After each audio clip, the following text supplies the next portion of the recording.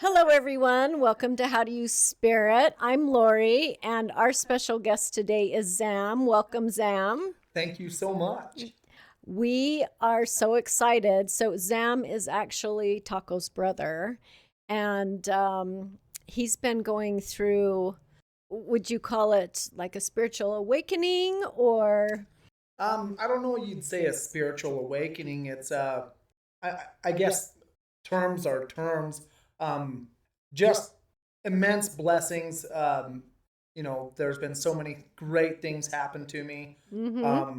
Through through perseverance. I've also I've been through a couple rough things in the last few years, the last 4 years. I've had my ups and my downs, but through my downs, staying faithful, doing what I feel like I'm supposed to do, and you and I had a chat earlier. Yes, we did. And that was really impressive. Awesome. But that leaning into that, I love how you said that. Learning how to lean into that spiritual side. All of a sudden, the blessings haven't stopped. It's been incredible. And there's not really many words for it other than I've just flat been spoiled. Things have been really I good. love that. And opportunity has been everywhere, and it's just been really great. So yeah, that's that. If there's a word to wrap all that up, whether it be spiritual awakening, Yeah. that's what it was. Okay. And so tell us a little bit about yourself. Well, man, there's not a whole lot to know. I guess and a little bit of everything to know. So I'm a rodeo announcer now. Okay. And how did you get to become a rodeo announcer? So through a whole long line of rodeo. So I've worked every end of the arena. I have fought bulls. I've picked up broncs. I rode bulls for years and years and years. I rode broncs a little bit. I've judged a little bit, just junior stuff, and ran back pens for a major rodeo company here in Utah for about 7 years. And then talking smack at a junior rodeo one day just kind of landed me on the mic, and it's just been great ever since. I've always wanted to do it, just never thought I'd have the stones to do it until I was forced into that position. Yeah, yeah. And so you just really have a love of the rodeo and I guess everything about it, it sounds like. Yeah. But is the announcing like the dream part of it? Yes. Without a doubt, it's super funny. We talked a little bit about leaning into that spiritual side, Yes. And Cody Johnson, I don't know if you know who Cody Johnson is. I do not. He at the PRCA convention, he was the keynote speaker one time, and he was like, "It's funny how God will try and guide you, but and in his own words, kind of said, until you start listening to him, he'll let you bump into every wall there is." And like I said, I've worked every end of the arena. Yeah. Kind of trying to find my spot, if you will. Yeah. And it's funny how, like, a lot of the times you kind of you almost don't listen to God because you're like, I can't tell you how many years I had all my friends and family, so many people, because we'd be practicing riding bulls and I'd announce it, just joking around. And they're like, "You should try announcing." And I was like, "Nah, I'm a bull rider." But once I found that, man, the opportunities have just been incredible. And So how does your spirituality side kind of intertwine with what you're doing, and how has it helped you get to where you are now? Well, so I am a devout Christian. Okay. And I, without a doubt, everything, all glory to God at all times. And as much as I hate to say this, I wasn't, I was absolutely a Christian and a believer, but I probably wasn't as close to God as I am now, and until after losing my daughter. Oh. And a lot of people let that drift you away. And it didn't for me. I really decided to start asking the questions, and for our way of speaking, leaning into that spiritual side. Yeah. And started praying a lot more, and so that's really I feel like that's been a major part of all of this. But when it comes to like your spiritual side in this rodeo, if rodeo's a dangerous sport. Yes. You could die at any time, and I promise you, you want to be on the right side. You want True. Yes. So So, can you tell us? You said that you became closer to God after the loss of your daughter, and what was it right away? Tell me a little bit about that journey. honestly, I think right directly after the loss of my daughter, I'd kind of started drifting away, like it about like you would, and I want to say that I'd seen a picture of myself Okay. on social media somewhere, and I remember thinking, oh, that's not who I want to be. That's not me, and that's not who I want to be, and that's not who God wants me to be. And I'm gonna change it right now. Oh, wow. And I did, Wow. So that's So, what does that look like? Were you praying more? Were you asking for God's help? Explain a little bit about that. Like what did that look like? The becoming closer part. Were you drawn to communicate more because of you needed the support after the loss of your daughter? Tell us a little bit about that. so. Like I said, there are several things. I kind of started drinking a lot more than usual. I still like to drink, but Yeah. I'd been drinking a little bit more, and then, like I'd said, I'd seen that picture of myself on social media, and I just, it kind of was almost like a smack in the face. That I think God sent my way. And so, yeah, that communication side, I was like, okay, hey, look, man, you're trying to tell me something. Yeah. You're trying to tell me something. And instead of fighting you on it, I'll hear you You out. started listening. Yeah. And since then, it's just been amazing. Yeah. So do you have I don't know what's the right word, like a practice? Do you talk to God every day? What does that look like? Give us kind of a picture of what that looks like for you. So for me, I every day, probably every 3 minutes, I'm all right, God, what do you want? What do you want next? What do I need to be doing? I'm just a sinner like the rest of us, and I don't know why. I don't know if you're even listening or want me to talk to you at all, but you've been in my face this whole time now. Now you got my attention. Tell me what you want. And so it's very much like that. But yeah, a lot more prayer, a lot more into that spiritual side. I actually finally started getting the courage. I would walk to where it really kind of started is I started walking. I needed 45 minutes to myself. Yeah. So every day I'd walk. It's 3 miles. I'd walk 3 miles to my daughter's grave, and I'd go and Wow. I'd talk to her a little bit, Right. and then and it seemed like it was kind of right around that time that all of a sudden this announcing thing Kind of fell in your lap. it lit fire. Yeah. It lit Yeah. fire, and it fell in my lap. When I say it fell in my lap, I'm not kidding. Yeah. Like it was crazy. Most people announce, little britches or junior rodeos for years before they get like an amateur pro show or a college rodeo. Yeah. And I haven't announced many junior rodeos. Yeah. And so it's been, as soon as I started doing that and listening and being willing to go and see my daughter's grave, go and talk and go and, okay, what do I feel? Here's a way to say it. Yeah. Once I started letting myself feel what I was supposed to feel, Yes. it all got a lot easier. Okay. I love that. And because it's so hard to, well, we talked about this a little bit earlier, but trusting, right? Right. And Yeah. leaning into it. And what is the message? What is, what do we get out of it? What am I supposed to do with it? Right. for another thing. Absolutely. And, and all of it throughout my life, I would say, has been, I like to say us Poulsens were hard-headed, and we really enjoy learning the hard way, man. If someone's like, you can take this dirt road and it's 50 miles longer, or you could take the pavement and it's 2 miles that way, we're going to be like, let's check out that dirt road. know. Right.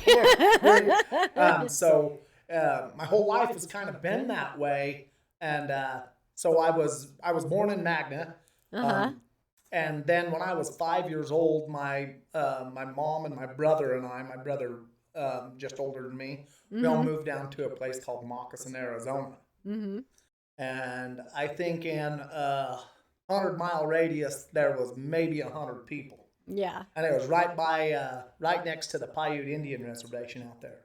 So I grew up out there. Well, I started growing up there. Still haven't grown up yet. Right. But, and that's great. Spent a lot, spent my childhood out there. As my sister said, I was born with a club foot. So I don't have an ankle on this foot here. And you did all that bull riding and all that stuff? Yeah, wow. Wow. So they've told me, I've had more than one physician tell me you won't be walking when you're 30. Really? Yeah, I've had a lot of them tell me that. Well, this foot, so it's what they've done is with the club foot, they just broke it, casted it, broke it, casted it, broke it, casted it. Well, it stunted all the growth plates. Oh, and wow. It essentially fused that ankle. And so this leg's actually like 3 inches shorter than the other one too. So it sets my hips off pretty bad. Yeah. And messes with my lower back a little bit. But to be honest, it did affect me a little bit, but I was always too busy trying to take the hard road and just run and go that I never noticed it too much. So you didn't feel like it was an issue, really, I guess? Well, I never allowed it to be. That is, yes. And that's and thank goodness for my mother. She didn't allow it to be either. Yeah. It was, you're going to go run and play. You're going to go and do this same stuff. You're going to have the same chores all the other kids. You're going to do that too. And my brother Pete, he was plenty kind enough to beat me up and tough me up enough that I learned to run with it. So yeah. No, but so I've had the clubfoot issue. And it'll bother me, and especially now getting a little older. Right. If I'm on it too much, it'll get to hurting. But in rodeo, they've got this. There's a saying. It's kind of funny. There's a guy named Del Brisby, and he just does funny skits all the time. He says, "Bull riding's 90% mental, and the rest is in your head." Oh, yeah. And you know what? He's right, but that's life. That is so true. And in my opinion, I think that is life. The saying, I can't remember who said it, but whether you think you can or think you can't, either way, you're right. That's so true. So true. We're our own worst enemies, right? 100%. Yeah. Wow. And that's another thing to think about. That's why, like children, I love how kids think. Because like if you go to a rodeo, I remember going to a rodeo, and Everly and Rings, they'd be sitting there and they'd go, "I'm gonna go make 13 friends today." And I'll be danged if they didn't just make 13 friends. They'd come back with them. Yeah. It's because a kid in their head, it's like, it's only 13 people. You're right. It's not we're nothing. Like, oh man, I don't know if I should talk to that one because he's in trouble with his mom. We complicate things and we get in our own way so much when really all it takes is a mindset to just do it. Yes, that is so true. And the power of your mind is incredible, and few people use it. The things that Yes. you can manifest. I mean, the world is ours.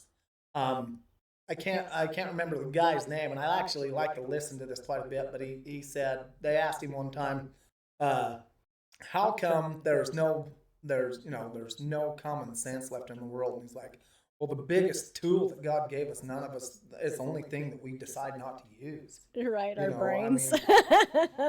Positive thinking is such a, that manifestation is so true. And I can't express that enough.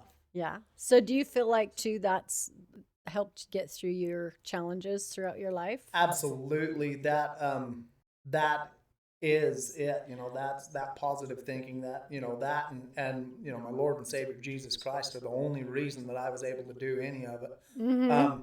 But that power is within us all. You can manifest that.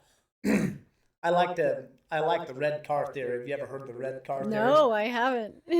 Well, if you were going down the road and someone called you and said, "Hey, I want you to count how many blue cars you can see. Yep. And tell me that number when you get here." By the time you get there, and they say how many red ones were there, you don't know. There Right. could have been 100, but you never seen them You're because not you paying weren't attention. looking Yeah. for a red car. Yeah. There's opportunity in everything, and there is good in everything. Oh my It is gosh, I our love job that. to find it. Yes. The positivity, there's a positive in everything, really. There is a positive in everything. Yes. Oh no. Yeah.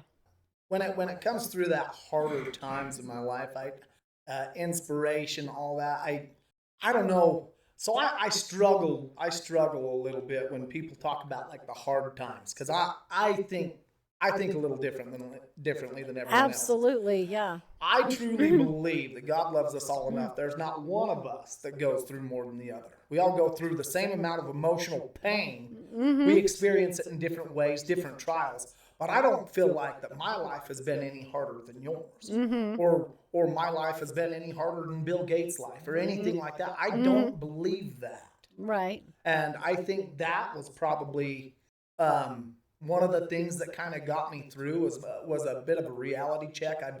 When I was younger, I obviously went through a lot of the "oh, poor pity picked on me" thing, and it never worked out for me. So this other way of thinking, I was like, you know what? Here's what I'm going to decide to think, whether I truly believe it in my heart or not. Yeah. I'm going to go with that. And so I wouldn't say, like, with the hardships, getting through them, I attribute all of that to my Lord and Savior. I attribute all that. Couldn't have done it without him. That and just being lucky enough to realize that mindset of mind over matter, of you just keep going forward, and it's 90% mental and the rest is just in your head. Yes. 100% for sure. So what's some other trials that you've had? So you started young with your foot, and then what, growing up, what were some other? So we lived in a rundown old, I guess you'd call it was a house, but it looked a lot like a barn. And my mom, she homeschooled us, which kind of meant you done chores, So my brother had run away, and he'd left, and so it was just me and Mom. Well, then when stuff like that happens, the courts get involved, Right. and it was mandated that we had to go to school. Well, How old were you I think I was 12 because it was 5th grade. when you started school? Yeah, and I didn't know my ABCs. And they just threw you in a 5th grade class, Yeah, not they knowing. did. Oh my hell. Yeah, they did. And, Wow. so that was a challenge. How did you go from not knowing your ABCs to being in how did you even deal with that? Just a lot of work. It's really tough to, because I'm pretty old now. That was a long time ago. Right. But I'm sure there were some great teachers along the way. I didn't like any of them because I didn't want to read. I wanted to go ride my horse. But I just a lot of hard work. Just doing it, and the hardest part, learning the schoolwork wasn't really the hard part. The hard part was learning to socialize. Yeah. Was the absolute hardest aspect of that. I wasn't what you'd say the most popular kid in school, especially at that time. You don't know how to read. You're Right. a pretty easy target. Yeah, for sure. So that, and we lived in the middle of nowhere. Teaching us hygiene wasn't on the top of her priority list either. So that made me really cool in school too. Yeah. But we got through that. And then she got pretty sick the last little bit there, 8th grade, 9th grade, and then I went and I worked with a guy, an outfit doing trail horse rides for the summer, and trained some horses for him, and he helped us out a bunch, and I don't know, it's really tough to say, like, what do you think got you through it? Well, God and my mindset, that's what did it, Yeah. There was a lot of that, and I truly believe that, there was a lot of my own situation was, as much as I hate to say it, my own fault. Yeah. Because you do create your own reality. And I told you earlier, I'd went through that poor pity picked on me stage, and you know what? I found a lot more of poor pity picked on me. I would have to say bull riding taught me a lot of that mindset, but it wasn't bull riding. I would have to say this. It was the passing of my daughter before I fully came into this. No, man, you're creating the wrong reality. You're not, like there's so much to be happy for. There's so much you gotta quit. Like this is, and so, my other older brother helped me out a bunch with that too. He is really big on mindset, and so I would have to say that was the change. That was that pivotal moment, honestly, of hey, I need to step back and I need to, like, there's a reason for this, there's a reason for everything. I got to find it and I got to do it right now. Yeah. So, if you don't mind me asking, how long ago was it that your daughter passed? I think we're coming up on 4 years. Oh, wow. Okay. And how old was she? She was 6 years old. Wow. That's rough. Yeah. Yeah, we might actually only be, let's see, she passed away in January. So yeah, I guess we'd be coming up on 3-4 years. Okay. But yeah, so she was 6 years old. So it wasn't, it was tough, man. Oh, It knocked me. It knocked me down. We were super fortunate in the fact that it was not something that she was suffering with. We didn't have to watch her suffer for a long time. Yeah. And I think that might have been kind of in that pivotal moment you're talking about of when my brain realized, hey, I didn't have to watch her suffer. Be grateful for that. I think it started, I think God went, hey, there's a little bit of that light. Like, right. There's a little bit of light in everything, Yeah. right? Yeah. Wow. How did you navigate? I mean, I think what's cool is inspiring is how many through that moment of Oh man. what happened.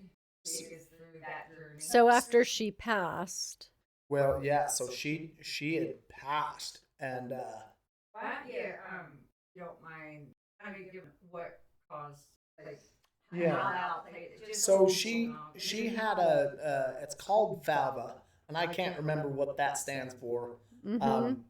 But it's where your muscle and the fats in your muscle and your veins kind of there's a bad gene in there, and it was on her calf. So her one calf was a little bit bigger than the other, and there's only like 3 cases in the United States. oh, wow. It was very, very new. Like they didn't know much about it, so we'd had her checked in, and the doctors just kind of told us, if it's not bugging her, don't mess with it, because if it does start bugging her, we put her on something essentially like a chemo pill, or we can go in and we can take the vein out of that leg, which is really, really bad, or she'll lose her leg. So if it's not bugging her, don't mess with it. And so we didn't. It was very seldom that it really bugged her. She was, she was kind of like me when I was a kid. She didn't let it.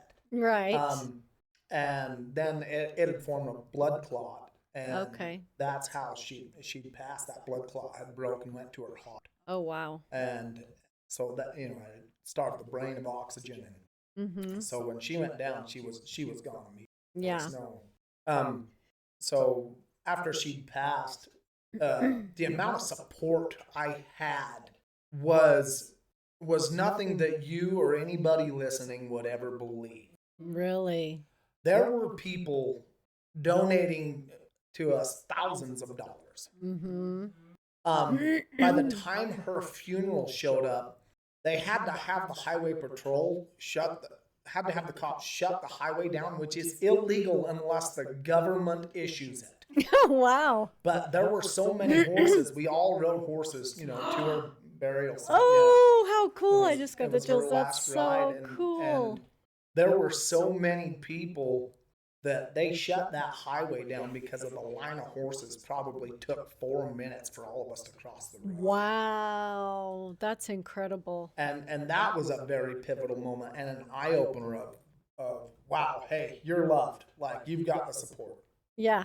I showed up with my horses, and I remember thinking, I'd seen a couple horses on people lined up, and I'm like, that's what I thought, about 30 people. Yeah. And then I got up to go ride, and I looked down, and the entire main street of the town I lived in was Full. full of people. Wow. And it was incredible, and just the amount of support we had. Man, we had people bringing us food for at least like a month, and even the company that I worked for at the time, they called, and they were like, "You come back when you're ready." Yeah. That was it.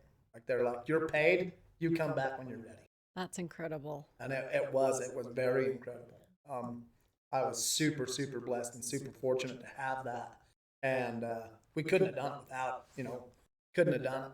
So that was a very pivotal moment, and I guess to my waking of reality of, hey, you are somebody. You're a child of God, and these people love you. Everybody, people love you. So get out of it. Get out of it. Wake up. So after your daughter passed, I'm assuming you started a healing journey. Yeah. Or, going through grief and Oh yeah. And grief is really weird, and everybody handles it differently. yes. My body likes to handle it whenever it decides to. Out of random, I could be doing dishes and all of a sudden break down. I could be in the middle of a conversation about a bronch ride and just start crying. Yeah. It just decides. Your body decides for you. Yeah. And That so I makes kind of sense. just let it do it. I kind of let it So happen. you just let it go. I let it happen. Yeah. If I gotta cry, I'm gonna cry. We'd have people over, and people come over for dinner and stuff, and I would just stand up and leave, and they knew I was out with the horses crying. Yeah. And that's just, I'd get done crying. I'm like, okay, body's done. Go back in. That's so amazing though that you let yourself do that.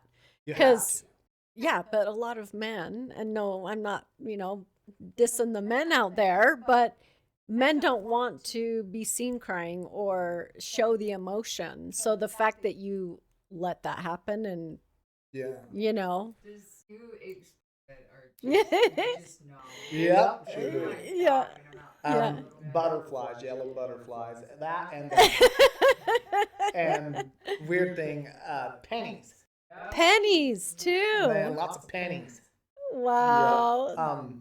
Almost every rodeo, you know what I mean? It's so funny. I'll get a random rodeo that I'll just think it. I'm like, man, I'd like to. I really hope I get that rodeo. And it won't be a minute later, and that rodeo will call back. Hey, we was wondering if we could get you in there. I'm like, all right, thanks, Everly. Thanks, Yeah, God. yeah. Appreciate you guys. Yeah, she's definitely helping you from the other side for sure. Yeah. if you was to get a message out that helps. Mm-hmm. What would you What could you tell them?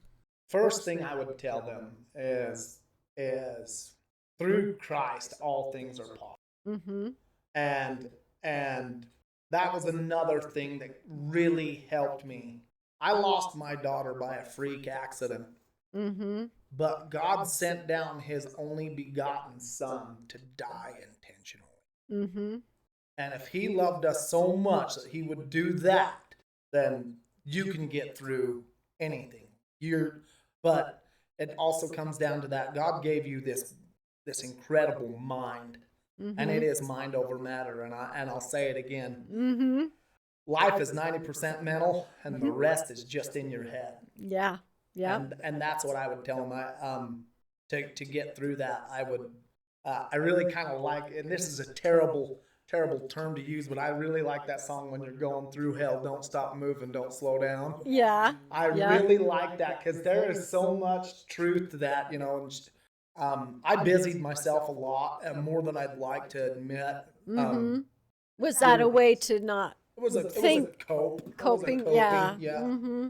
I've always paid someone to trim and shoe my horses, and I decided for a little while I was going to do it myself. It was very short-lived. Yeah. I didn't enjoy that one bit. I'll go back to paying them now. But by golly, I had to do something. Yes. Yes. Keep your mind busy, right? Yeah. Keep your mind busy. Be around those that you love. Absolutely be around those that you love, and you need to search for the red car. Mm. Yeah. You have to look for the red card. There's something good in everything. And you can't obviously, you know, if you lose a loved one, you can't look and try and find the good in that. You're not going Right. to. Right. But there's good around you. Mm-hmm. And you have to find it. It's our job to find it. Yeah. Gratitude. Be grateful for everything everyone's done for you. Be grateful for every blessing that God puts in your path. Yeah. Gratitude is probably the best key to any type of success, in my opinion. I would agree with that. Yeah. Mm-hmm. Yeah. That's what I've done and still am doing. Uh-huh. You know, I'm trying to better myself every day, and don't think that I don't fail, because I do about every day. There's things that I absolutely fail on, and I'll catch myself in a pity party, and that's okay to do that, but you got to catch yourself. You got to get back up and Yeah. keep going, right? Yeah, you got to Yeah. catch yourself in it. Yeah, for sure. So, have you had any? I always like to talk about ghost stuff. Have you had any ghostly experiences, would you say, with your daughter, or notice things like in the home or things around you to where she's haunting you? And I mean haunting with love, but does she haunt you? I'm not kidding when I say this. I've got this beautiful bay mare at home, beautiful bay horse, and she was my horse until Everly took her over, and then that was Everly's horse, and I wasn't allowed to look at her. That mare has been the most easy to keep. I mean, she's like Baywatch. This horse, you could not look at her, throw her in a mud pit, and she comes out squeaky clean. But they've got this theory called fairy knots, and I'm gonna look this up if you don't mind. Yeah, yes, because tell us. You said fairy knots? It's called fairy knots, and it happens in their mane. Oh, okay. Kind of like dreadlocks. And they're almost impossible to get out. It's tough. Like you got to work at them. Yeah. I'm gonna look this up so I can read it and I don't mess this up. Yes. So, the legend of fairy knots, the kind you'd hear by campfire. So long ago, folks believed that fairies rode horses after dark. No, that's not what I'm looking for. Hold on. So, people believed that spirits of children who died young were gentle and playful, not frightening at night. Those spirits were said to wander fields and barns drawn to warm animals, especially horses, who were seen as kind, patient guardians. The children would play with the horses, climb into the pasture, and braid and twist their mane. Oh, wow. Essentially, the legend is the children who pass away use those horses, those gentle, kind horses. They put the fairy knots in their mane because those are the horses that take them to heaven. Oh, wow. And this mare is an issue now out of nowhere with fairy knots. Every time I go to get her, it's like every other day. Really? She's got fairy knots. And I'm like, Everly, leave them alone. Right. Leave her alone. I have to comb these suckers out. Yeah, so that is the legend, though. That was the main thing that's really happened is the fairy knots and the horses' mane. I had an ex-bucking horse, Everly, was kind of obsessed with it too, and she'd started getting them out of nowhere. Really? Yeah. Oh my gosh. But the legend is, the fairy knots are the horses that are kind enough that they're the ones that take them children to heaven. Oh my gosh. And so them kids, the reason they got fairy knots, the kids are hanging onto their mane. That's so cool. I love that. Yeah. What? Anything else that you pennies noticed? everywhere out of nowhere. Yeah, pennies laying around. Lots of dreams. Lots of dreams, and. Do you feel like she comes to you in your dreams? Yeah, she does. She's still so playful, like in the dreams. Like, I've had several dreams where she's playing hide and seek with me, and I'm like, cute. Come back, Yeah. And you can tell she's just like, hey. Yeah. But yeah, that's been pretty much the most of that, and just how crazy it is. I'll think of something, and I attribute a lot of this to Everly, and of course, my Lord. I'll think, I kid you not, I'll think of a rodeo. This is how ridiculous it gets. And we were on the way to Santa Quinn's Rodeo, and that's the RMPRA rodeo of the year. It's the biggest one. And I just announced, I had announced one rodeo, one RMPRA amateur rodeo, and it was a little one. Uh-huh. So I had announced like 4 rodeos so far. Mm-hmm. And I was joking with Heather. I said, how cool would it be if we come down here and I end up getting Santa Quinn? Yes. Well, I was going to Santa Quinn just to run back pins. I wasn't there to announce. Uh-huh. Well, I told Heather how cool it would be if somehow I ended up getting Santa Quinn. And she's like, oh yeah, that'd be great. And Friday night happens and gets done and over with. Well, in the morning they have what they call slack performance. So I got up that morning and I went and I announced the slack for them, because usually your main announcer doesn't announce the slack. It's, it's just, hey, so and so, you're up. Then we're gonna have these people. It's not, it's not a performance. Yeah. So I go up just for some time on the mic to announce that slack. Well, when I come down, the secretary of that rodeo, she was like, step into my office. Like, You're like, am I in trouble? I messed up the slack. Yeah. And she's like, I need an announcer for tonight. And I'm like, what? She's like, I need an announcer for tonight, and you're up, Buttercup. What do you charge? And I'm like, my first year announcing, my first couple of months announcing, and I landed the RMPRA Rodeo of the Year. That's amazing. And so I announced it. I'm thinking, all right, she just needs one for tonight. The guy couldn't come or whatever. Well, after Saturday night's performance at that deal, I come down and she's like, come here. I go over there and she's like, here's the contract, and I'm not leaving until you sign it. Wow. Well, thanks. Yeah. And here you are, right? So during your healing journey after your daughter's passing, what did you have any other, like, I guess, hard times or other than the healing process, of course. Yeah. But you said you had a couple of rough years. Yeah. There was some rough time in there. We were super busy rodeo and running back pins, and I'd had a couple injuries there that hurt me pretty good in the back pins, just bulls getting mean and stuff like that. So I dang sure got down on myself plenty enough, and I don't know. I was by no means living up to the potential that I could, and it just took. I don't know whether it was Everly or the good Lord saying it, but it was that smack in the face of all of a sudden. It was like, hey, this is not who you're supposed to be, and not on my watch, buddy. Right. You're gonna, and we snap out of it. Yeah.